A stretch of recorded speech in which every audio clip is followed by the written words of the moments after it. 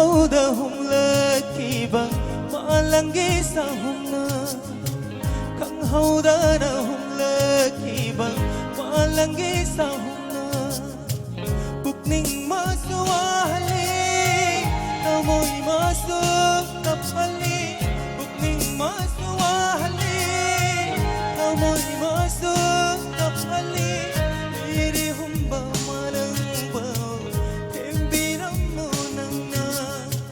lirisit pa malang bao tembiram mo nangna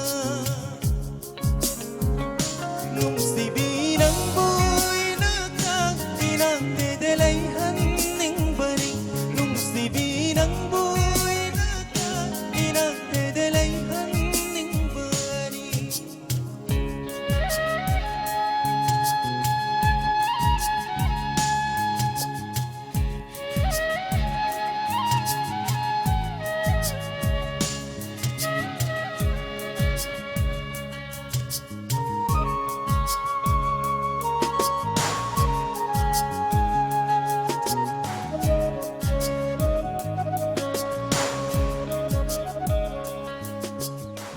Nungshiyurum pangdrava punsi karigi chinnaruni may samabu may chakdan na yung lava punsi oy biyup ko nang na liri humpa malamba Layrang nagkada sambal Oy gekan na chatli kong dyan Nung sibinang buhay na Nung sibadi humlo Layrang nagkada sambal Oy gekan na chatli kong dyan Nung sibinang buhay na Nung sibadi humlo Nung sibinang buhay na Inang dedelayhan ning bari Nung sibinang buhay na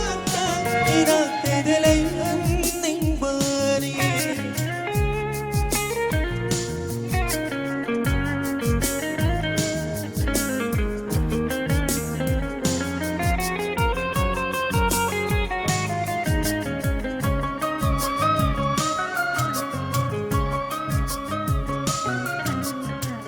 wakat pasungam drava wakan nafam dastuyit ning drava ay gipugning wakan lisang kajabatana kanjabani ayna inang sida Layrang nagkada sambal Oy gekan na chatli kong dyan Nung sibinang buhay na Nung sibadi humlo Layrang nagkada sambal Oy gekan na chatli kong dyan Nung sibinang buhay na Nung sibadi humlo nung sibanang buhay na ka inagdadalahan ng bani nung sibanang buhay na ka inagdadalahan ng